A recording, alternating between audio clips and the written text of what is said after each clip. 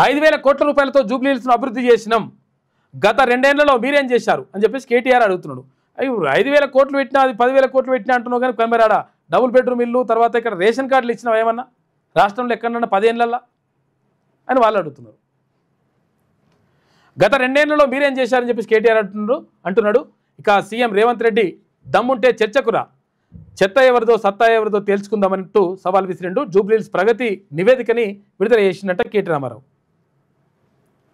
ఇక సుడిగాలి బీభత్సం 600 మీటర్ల వెడల్పుతో 5 కిలోమీటర్ల మేర ప్రయాణం సాగించిందట.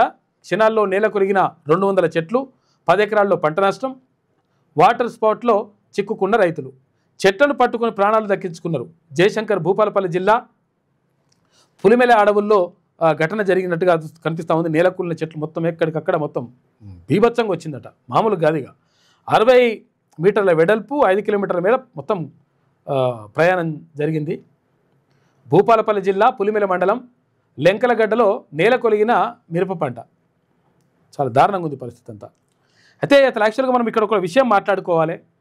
రైతులు చాలా ఇబ్బంది పడుతూ ఉన్నారు ధాన్యం కొనుగోళ్లకు సంబంధించి. ఎందుకంటే రోజు వానలు వస్తున్నాయి, వానలు వస్తే ధాన్యం ఆరబెట్టాలంటే, ఒడ్లు ఆరబెట్టాలంటే పరిస్థితి లేదు.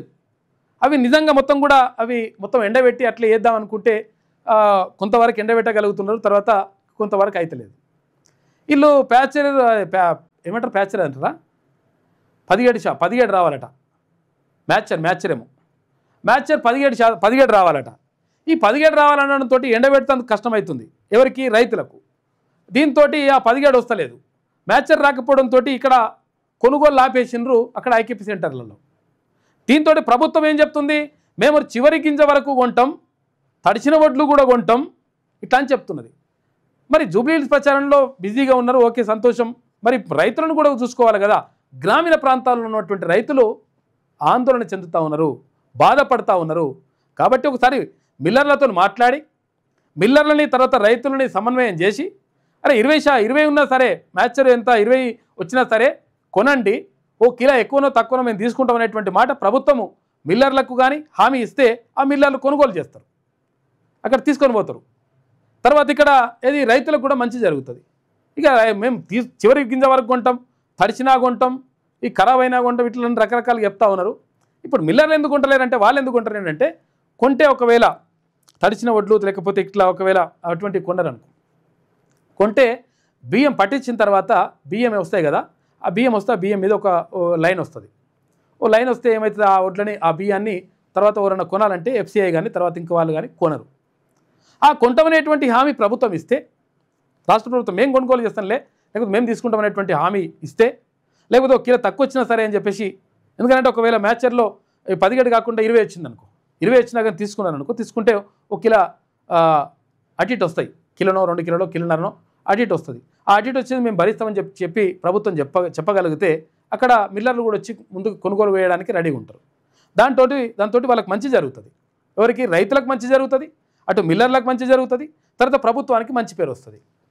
ఇవన్నీ చేయకుండా మేము అట్లా చేస్తాం ఇట్లా చేస్తామని చెప్తున్నారు కానీ దానికి సంబంధించి ఎక్కడ కూడా సమీక్ష సమావేశం పెట్టి నిజంగా దీనికి సంబంధించి ఇది అని చెప్పేసి క్లియర్గా ఎక్కడ కూడా చెప్తలేరు ప్రభుత్వం.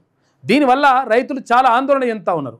అరే ఎట్లా నాయన, మరి ఇప్పుడు ఏమో వానలు వచ్చి పాడవుతున్నాయి, తర్వాత మళ్ళీ ఇప్పుడు ఏంది, ఇప్పుడు ఎంత 6 తారీఖు అంటే మన 9 తారీఖు నుంచి మళ్ళీ వానలు ఉన్నాయి అంటున్నారు.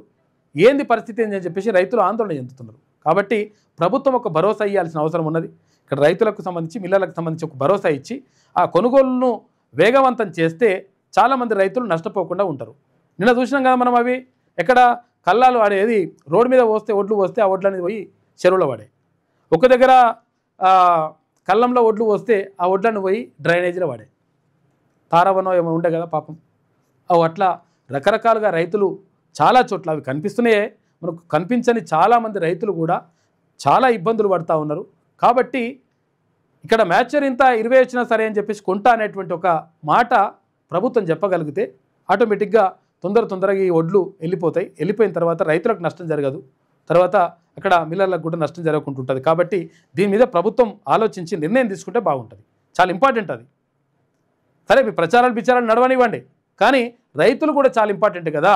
అన్నం పెట్టే రైతన్న ఏడిచినటువంటి ఎద్దడిచిన వ్యవసము తర్వాత రైతన్న ఏడిచినటువంటి రాజ్యము మంచిగా ఉండదనేటువంటి నానుడు ఉన్నది. కాబట్టి దీనిపైన ప్రభుత్వం దృష్టి పెట్టాల్సినటువంటి అవసరం 1000% ఉన్నది.